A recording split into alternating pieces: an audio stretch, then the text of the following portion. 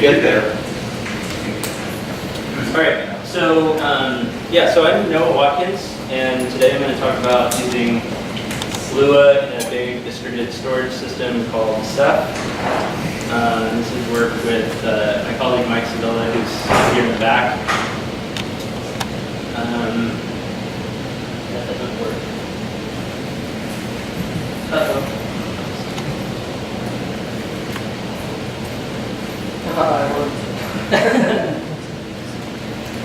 No, we're going to have to use the keyboard. Right. Yeah. It worked a minute ago. Let's see here.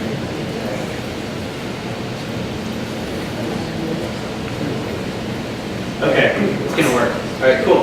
So, okay, let's get started. So, sort of the short version of this talk is that it's just another talk about embedding Lua in something.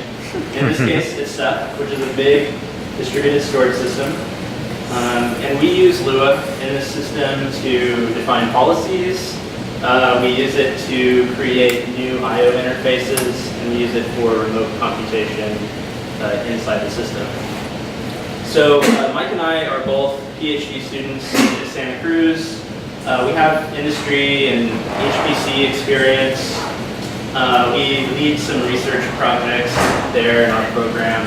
And we've both done various integrations of Lua into Ceph, and that's what we're going to get into next. Our advisor, Carlos Maltzon, he'd never let us give a talk without plugging Santa Cruz. So we are from the systems research lab there. We work on storage systems and operating systems and quality of service type things. Our work that we're presenting today is funded by CROSS. This is a Center for Open Source Research, Center for Research in Open Source Software.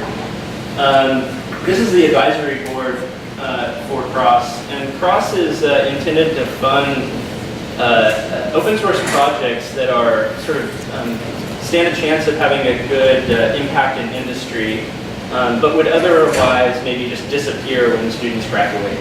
Okay, so we do some funding rounds a couple times a year, so I encourage you all to look this up if you are interested. It's open to anyone. So let's get started. So Ceph is it's a big system. It's horizontally scalable, so you can store massive amounts of data in this thing. It has no single point of failure, which means that it kind of like self-heals, and it scales up because it's all controlled by software. You don't have to buy any special hardware. It runs commercial off-the-shelf gear. So for this talk, we need a model for the system. Okay, so we're going to kind of like peel back the layers of this system until we get to the part that we need to put Lua into. So here's a cluster of object storage devices, OSDs. You can think to a first approximation that each one of these boxes really represents just like a little server with some hardware in it, what you would expect. When you want to scale this system, you just add more of these boxes. That's what we mean by horizontally scalable. So you might have a small cluster, say 10 of these boxes or something, but you might have thousands. This thing grows to large scale.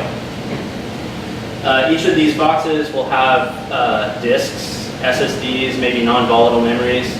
And when we get to the part where we're talking about Lua, it'll become important that these boxes all have like a lot of CPU and memory in them as well, so they actually have some capability. The things that run on top of this are, a lot of cloud-oriented workloads. So you might store images, video, or music in this system. Oh, and Ceph's an object store. So you're not storing big files here. You're actually storing objects that have names. They all live in a flat namespace. If you're familiar with something like Amazon S3 or Swift, that's the type of API we're talking about. Other applications like file systems or block devices that power your virtual machines in the cloud, that also runs on Ceph. And all these things will tend to run together on the same system. It's self-healing, so there's a peer-to-peer design. So when a node or one of these OSDs crashes or becomes unavailable for some reason, its peers will work together to recover the data that was on the lost node. And they work together and do that independently. And finally, there's a lot of objects in a system. So you might have billions of objects that are all addressable. And each one of these objects programmers interact with through a very specific API, which we're going to get to next. So this is what it looks like maybe in deployment. So you have a lot of clients up here. These are the smiley faces. These are all accessing the cluster through either the object API, which is a fairly low-level API, or through services that are built on top of this API. So an S3-like API is kind of what you think about it if you're building applications in the cloud, but you might have file systems or virtual block devices. And clients that are interacting with the system through the API, they don't experience any failures. All that happens transparently to them. So Ceph's 100% open source. It's on GitHub. There's hundreds of contributors. It's deployed across all the industry, academics, government. And a couple of cool installations that were fairly recent were at CERN at the LHC. They deployed 65 petabytes in a test cluster. This was 10,000 OSDs. And because it's open source, people do all kinds of cool stuff. So this picture here is a picture of what looks like servers, but it's actually 500 hard drives. And each one of those hard drives has its own little ARM CPU with some memory on it. And so there's 4 petabytes here. These disks plug directly into the network, so there's no actual server there. So somebody had ported Ceph to ARM, and then they got it working on this embedded device. So these are some of the cool things people are doing with Ceph. Depending on the audience, some people at this point always have questions about Ceph. So we're going to dig in and dive deep, but I just wanted to pause in case anybody has any questions before we go into the weeds. Okay. So the first integration of Lua in Ceph that we're going to talk about is the integration that is used to manipulate these objects. So we're going to peel back the covers a little bit more on the system and show what this looks like operationally for clients. So clients interact with these with objects in the system through this API. The API is like, okay, I want to write some bytes into an object. I have a name for this object. I can read bytes from the object. And this API takes care of all the networking and all of that nitty-gritty stuff, and the clients end up talking directly to these OSDs. So there's a lot of challenges that come with building applications on top of an object storage system. For starters, there's a limit on how big these objects get. So if you want to store a big data set, you have to figure out how to shard this data up. When clients interact with objects, they can expect strong consistency through those interactions. But Ceph doesn't provide any facilities for you if you want to maintain consistency across objects. So there's no transactions, for example. But one thing that Ceph does, which makes your life a little easier, is it actually has a very rich API. And you can use that API to sort of make up for some of those limitations. So for example, watch notify. This is like a pub sub kind of API. You can control I/O hinting at a very low level to really fine-tune your workload. There's cache tiering. You can take snapshots of objects. You can lock multiple objects, so you might use that to implement your own transactions. But I'm going to highlight a few in particular that we're going to look at in a little more detail. So the KeyValue Database is a KeyValue database that's embedded in each object. So in the previous slide, I said, oh, you can store these bytes. Well, that's true. You can also store key value pairs, and you can have efficient access to those. Ceph supports atomic compound operations. So if you want to, say, do multiple updates to an object, say to the key value store and to some bytes, you can do that in a way that resembles a transaction. And so that makes maintaining consistency in your APIs a lot easier. And finally, we're going to discuss extensions. So the API that Ceph provides Ceph provides access to these objects through is not sufficient for you. You can extend this API. And that's what we're going to talk about next. This is what an extension in Ceph looks like. So So this little green box would sort of be like a C++ module that you would write. And you would compile this into a shared library, and you'd load it into your tens or thousands of OSDs that are running in some cluster. This particular one is meant to sort of be an example of computing a SHA-1. So, okay, the Ceph API doesn't let you compute SHA-1s of objects, but if you wanted to have that facility, you could write a module that read the object data, applied the checksum, and then your clients could call this, and the cluster would execute it automatically on those CPU and memory resources that exist in the cluster.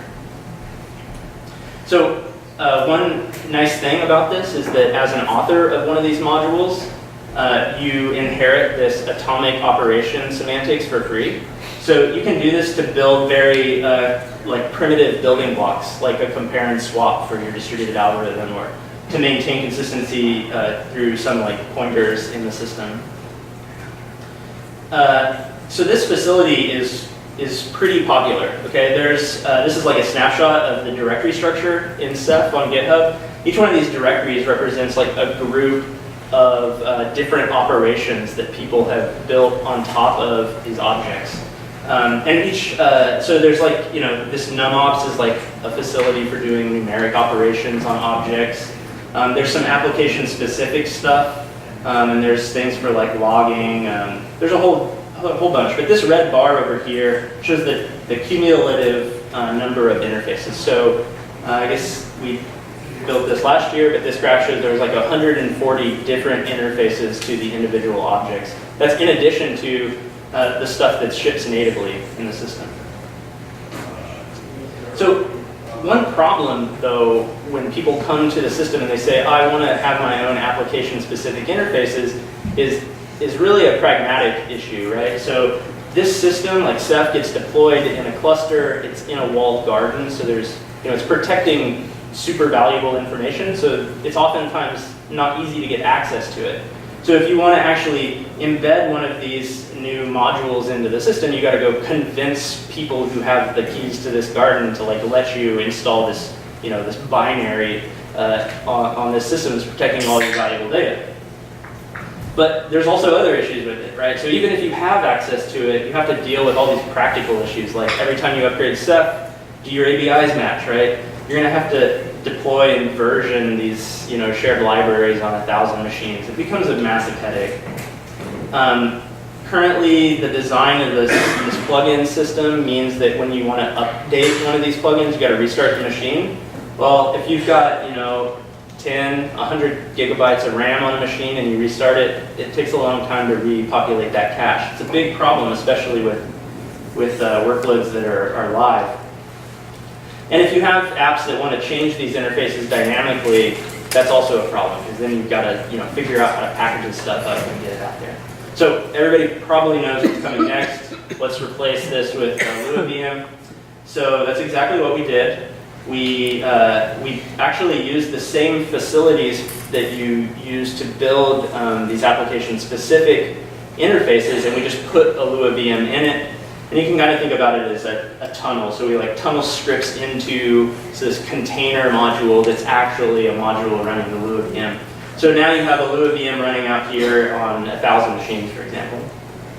So this is a really simple example of a real-world use case. Here we're computing the MD5 sum of the object. So we read the object. That's two steps. You got to look how big the object is and then do the read. Then you compute the result. This is all running on the servers in the cluster. So the equivalent Lua code with our extensions is pretty short. It's pretty obvious what's going on. We load the module for MD5, read the data, and then compute the output. And then the infrastructure makes sure that all that's marshaled back to the clients correctly. So there's a couple things to note here. I mean, one is that the code for Lua is significantly shorter, but that's, that's nice and everything. But there's also practical issues related to maintaining correctness in your system. So if you'll notice over here, there's a pattern, right? When we stat or when we read and there's an error, we return immediately. And the execution of this code happens in the I/O stack at such a low level that there's really nothing that you can do when your stat or your read fails. All that recovery happens at a much higher level. But these C++ APIs can become very large. So some of the modules that we saw in that Ceph, that directory structure, some of those are like thousands of lines of C++ code. And so since this is protecting all of your important data, anything that you can do to make things simpler is a real win. And so in our Lua bindings, we've sort of embedded those patterns for error handling automatically. So this actually has the same semantics as the C++ code. And of course, you can use pcall. We've set it up so if you really need to get at those error codes, you can do that. So let's look at a little bit more complex example. So this is thumbnail generation. So I'll explain the code in a second, which is probably pretty self-explanatory. But the object contains an image. Okay, so this is just like a binary blob that exists in an object. And the idea is that you might have like a web server or something that wants to generate a thumbnail from this image. So it could read it and generate it in the web server, but here we're actually generating the thumbnail out in the cluster. And we're doing that by linking in image magic through Lua, and we start off by reading the image from the object. We use a spec string from the client, which describes the properties of the thumbnail to be generated. And then that generation happens remotely, and the thumbnail is returned to the client. So we were reducing data transfers over the network. But if you imagine what a web server might be doing, it might be requesting the same size image over and over and over again. So we can actually use Lua and some other facilities to add a feature that allows us to cache these thumbnails remotely. And that's what we're going to look at next. So I'll get into the code here in just a second. Let's look at the structure of the object.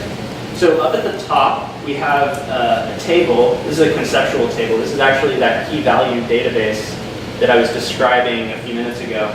And what it does is it records a spec, so original or maybe 100 by 100 thumbnail. And then in this table is also the offset and length. And that describes the location of that image in the object. So the original is at the beginning of the object, offset 0, and it's 1K in length. Okay, and then we have some smaller thumbnails down here that are represented. So here's how it works. So the spec string is passed in by the client, and the Lua code says, all right, do I have this spec string in the table? And you can see here where we catch the particular error for int. It's like, okay, we don't have this. And in that case, we read the original. The next step is to actually do the reads. So this step here either reads the image, reads the thumbnail or the original. And if it had read the thumbnail, we just return it to the client immediately. But if we didn't have the thumbnail, we go ahead and generate that thumbnail, just like we saw in the previous slide. But what we do differently now is we write that thumbnail back into the object, and then we update the table. So these two bold lines down here are what do that write and that metadata update. And because this all executes in an atomic context, we're guaranteed to never have any sort of issue with like a metadata pointing into the object where we've lost consistency. So those updates either happen together or not at all, which is really convenient for dealing with building these interfaces. So we saw that you can put, say, thumbnail generation or checksum calculation into the system, but you can imagine a bunch of other things. You could do remote computations for like searching or computing reductions over a data set. And we imagine, so we do this for other stuff in the lab at UC, but we can imagine that you put some interfaces, like REST interfaces on top of this, put layers that are able to utilize all these resources out in the cluster to do interesting things. So we're really hoping somebody will come along and maybe build something on top of this. So this code, so this Lua integration is shipping in Ceph as of earlier this year. This is the coverage of the API. You can have more stuff. We expand it sort of as people request it or we need it. We can access Ceph through a bunch of different clients. The C and C++ APIs have an efficient mechanism for marshalling the Lua scripts and the input data. But these other languages, you can actually send sort of instructions down through JSON, which is a little annoying, but maybe there's a better way to do that. Maybe people have better ideas. Okay, so that was sort of the basic integration. That was actually the first Lua integration we did in Ceph. I'm going to talk now, real briefly, about 2 additional integrations that exist in the system. The first one is going to be about Lua integrated into the file system that runs on top of Ceph. This is work by Michael Sevilla, who's in the back. So let's go back to this picture. I originally said these were all object storage devices, but in reality, there's actually more going on there. So these new icons, these icons with the little trees, these are what are referred to as metadata servers. Okay, these things are managing file system hierarchies. So over here we've got Mike and Kelly. Their users are managed by that system. There's a server here who's managing some other people. And the clients that are accessing the file system use these metadata servers implicitly based on the file system access patterns. So it could be the case that at a point in time, this MDS is overloaded because more of these clients are accessing that part of the directory structure, and these are underloaded. So Ceph has a fundamental problem of how do you rebalance this workload. The idea is that you can take some of these directories that this MDS is sort of the owner of, and you can move ownership down to other MDSs to load balance these operations. And so when Mike was working on this in the context of HPC, he was dealing with workloads where you might have a million different processes trying to open a million different files all at the same time. And this generates a very asymmetric load on these nodes. And at the time, there was a static policy. There was a bunch of, tuning parameters, but the general strategy was fixed. So he replaced that with Lua VM, and then was able to go ahead and explore a spectrum of different policies until he arrived at one which worked well for his workload. So this is a very simple example of what that looks like. You have some of these icons here represent the different metadata servers running this little, workload here where there's a programming model where you have to answer the questions like, when do I want to migrate, where do I want to migrate to, and how much of the hierarchy do I want to migrate. So this is a little snippet of Lua for a policy that he was working on where you can tell there's some introspection here. So this is running on every node. So the server says, am I above a certain threshold? And if so, is my neighbor, is he below a certain threshold? And if so, maybe there's a push or a pull that happens to move that load around the servers. And the servers communicate together to sort of create a unified view of what this metadata is that's used to create the policies. So that's the basic integration in the file system, and you can talk to Mike about the different policies that he's been exploring and the challenges he's faced with Lua in doing that. The final example that we're going to talk about is a new project that is building a database engine on top of Ceph. This is work with Jeff Lefebvre, who's also here, and myself. And this is a database engine that emphasizes elasticity. So elasticity in databases is like the growing and shrinking of databases dynamically. So if you're not familiar with database engines, these are sort of the layer below a database that sort of mediates to the disk. So you might have a database engine that stores all of its data in like a local file system, or maybe it manages a raw device. In Skyhook, the database engine stores all of its data in Ceph objects, in that distributed system. So you can think about a table that's managed by a database, it has a real physical sort of representation, and we chop that physical representation up into little partitions, and each of those partitions gets mapped out into the Ceph cluster into a separate object. So as these nodes fail, those partitions are replicated. This is what we mean by elasticity. We can add more nodes and spread that load out. That's elasticity. So you can hook different databases up to this, this storage engine. Here we're representing Postgres. Postgres has a foreign data wrapper, so it allows us to teach Postgres how to talk to new data formats. In this case, we've taught Postgres how to talk to objects inside of Ceph, and in particular how to talk to these shards of these tables.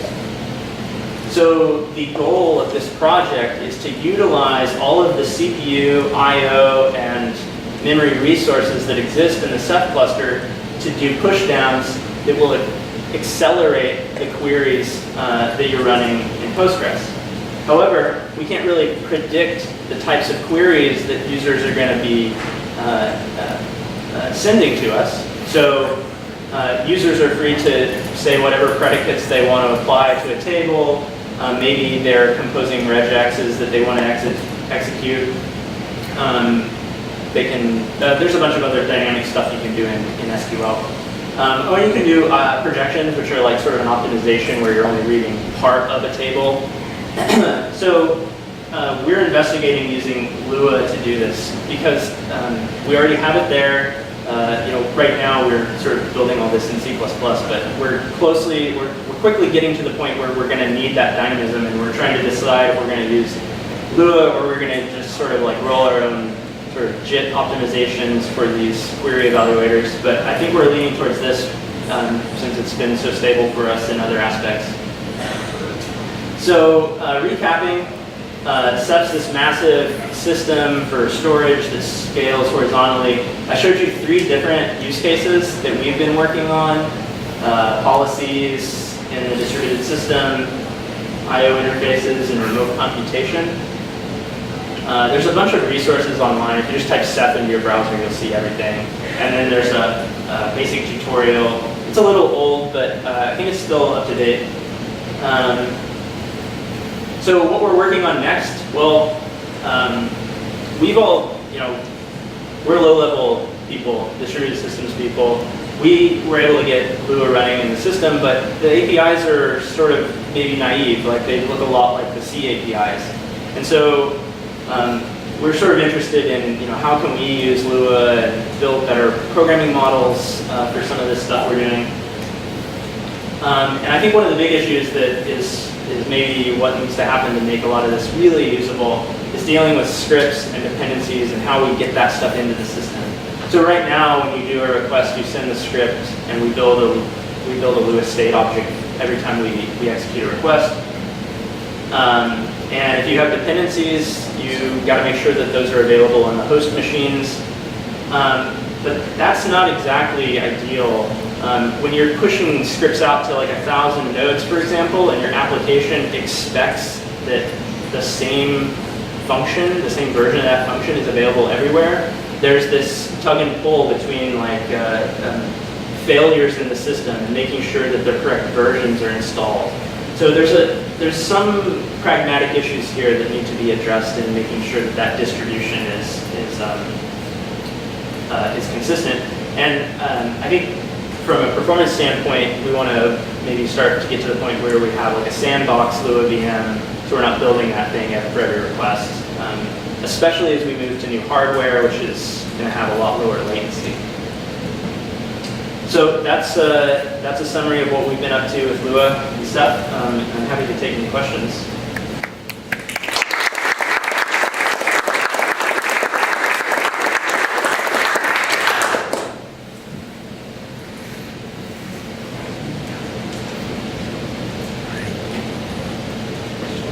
What Lua version do we currently run? I'm not sure, 5.2 or 5.3 or something like this. Aaron, do you know? I think it's 5.3.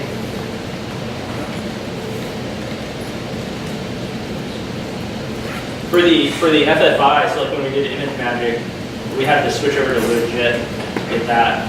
Now we're sort of like, so there's sort of this tug and pull. It's like, okay, I want to link against the C library, but I need that. But then it's kind of a mess to manage that switch. It'd be nice if there was a good solution for that. Well, it's fine. You need it if that was on the world too. Oh yeah, okay.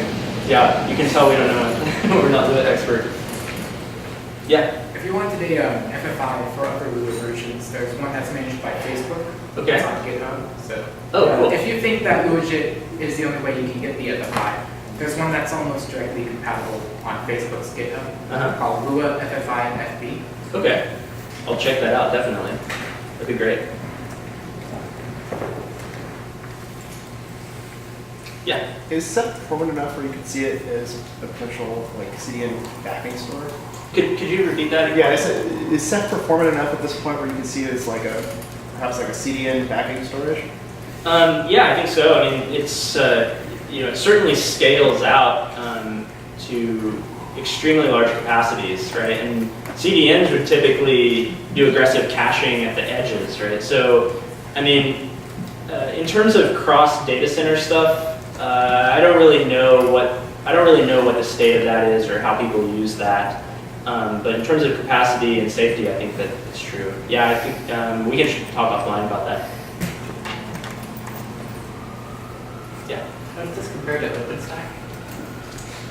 So Ceph is a pretty common storage system that people use below OpenStack. So like, I'm not an OpenStack, like, I don't know a lot about it. There's like the VM stuff that runs, and then they'll use Ceph for the block device store, and then Swift, which is like the key value store cloud sort of stuff.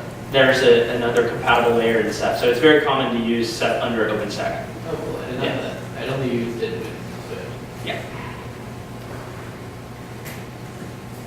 I'm just actually been meaning to try Ceph for ages because it's one of the only non-vendor specific persistent storage things supported by Kubernetes. Mm-hmm. Like it's either that or Gluster. Right. And so I've been meaning to try it for ages. It's an amazing excuse. Yeah, definitely. That'd be cool.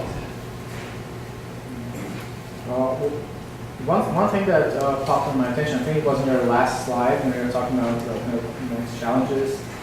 Yeah, that one.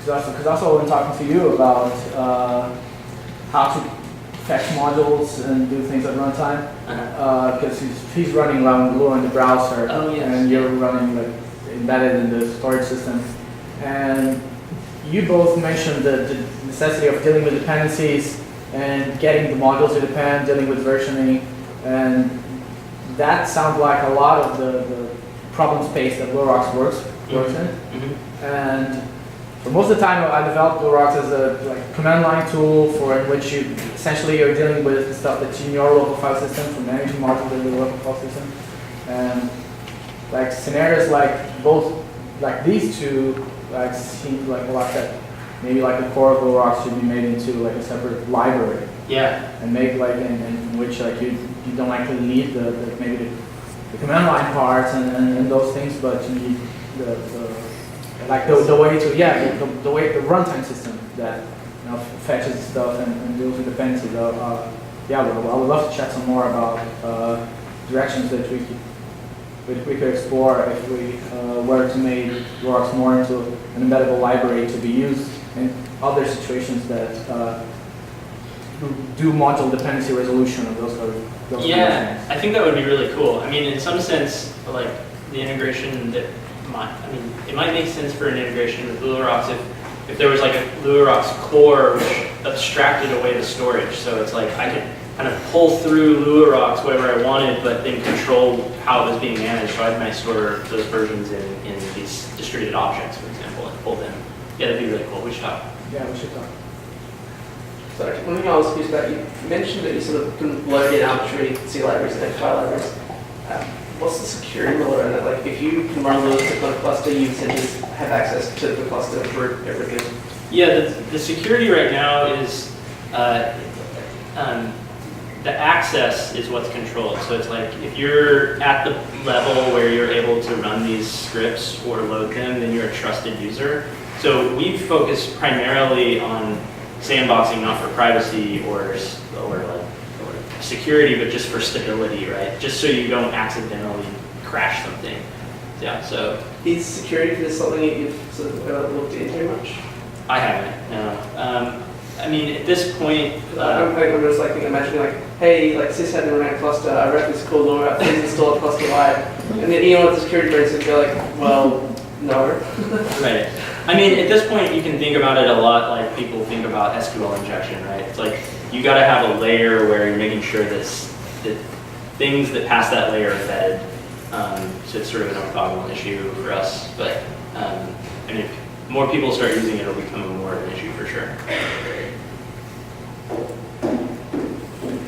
Yeah? I had a question about the installing scripts into the cluster. Yeah. It strikes me as that's sort of related to stored procedures in SQL. And can you talk more about some of your ideas about how you might actually do that in this case, installing scripts into the Do you mean specific? Well, so when you meant for the database example, is that what you mean, or just in general? It's just in general, because I think that's that could be potentially very powerful, and also a way to get around this issue of having to send the scripts with every request, right? Which is maybe not ideal for a larger script. Yeah. So so there's two issues. One is we don't want to build a Lua VM for every request, and we don't want to parse the scripts for every request, all this stuff, right? So we need a way to sort of maintain state on like a per node basis. And then for each one of those for each one of those VMs, we might have arbitrary requests coming down that depend on some version of some script, right? So we need to be able to pull that in from somewhere. And in Ceph, at least, it makes a lot of sense to integrate with the object storage system. So basically all storage in Ceph is objects. So if we have Lua dependencies, putting those in objects makes a lot of sense. So I don't know a whole lot about like the Lua ecosystem and how that dependency works, but I can imagine that there's some way to make that happen where we're sort of like intercepting, I guess, like the loads that are occurring and pulling those in from objects. But we haven't thought about it a whole lot yet. Questions? Thank you.